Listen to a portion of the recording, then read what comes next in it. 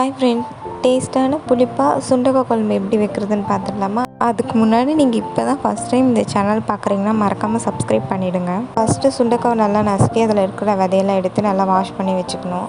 அதுக்கு தேவையான பொருள்: சின்ன வெங்காயம் ஒரு கைப்பிடி அளவு, சின்ன தக்காளி 2, கருவேப்பிலை, கொத்தமல்லி, ஒரு 7 பல் பூண்டு, 2 டீஸ்பூன் குழம்பு மிளகாத்தூள், 1 டீஸ்பூன் மல்லித்தூள், 1/2 டீஸ்பூன் ஜீரகத்தூள், 1/2 டீஸ்பூன் மஞ்சள்தூள், 1/2 teaspoon red chilli powder. First அடுப்பு பற்ற வச்சு பேன் சூடானதும் ஆயில் சூடானதும் கடுகு வெந்தயம் போட்டு நல்லா பொரிஞ்சதும் கருவேப்பிலை, கொத்தமல்லி, நெக்ஸ்ட்டு ஒரு கைப்பிடி அளவு சின்ன வெங்காயம் வதங்கிறதுக்கு உப்பு போட்டு, அதுக்கப்புறம் 7 பல் பூண்டு போட்டு நல்லா வதக்கிட்டு, ஒரு பெரிய நெல்லிக்காய் சைஸ் அளவு புளி எடுத்து கரைச்சி வச்சுருக்கேன். வெங்காயம் நல்லா வதங்கின உடனே தக்காளியை போட்டு நல்லா வதக்கிட்டு, தக்காளி கொஞ்சம் நேரம் வதங்கட்டும்.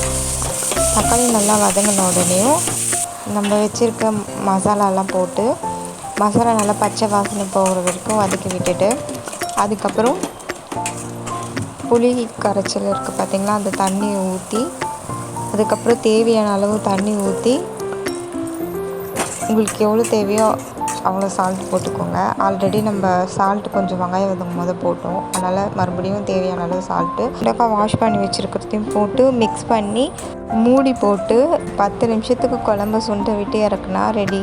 இந்த சுண்டக்காய் குழம்பு ரெசிபி வீடியோ உங்களுக்கு பிடிச்சிருந்தா நீங்களும் ட்ரை பண்ணி பாருங்கள். இந்த வீடியோ பிடிச்சிருந்தா சப்ஸ்கிரைப், லைக், ஷேர் பண்ணுங்கள் ஃப்ரெண்ட்ஸ்.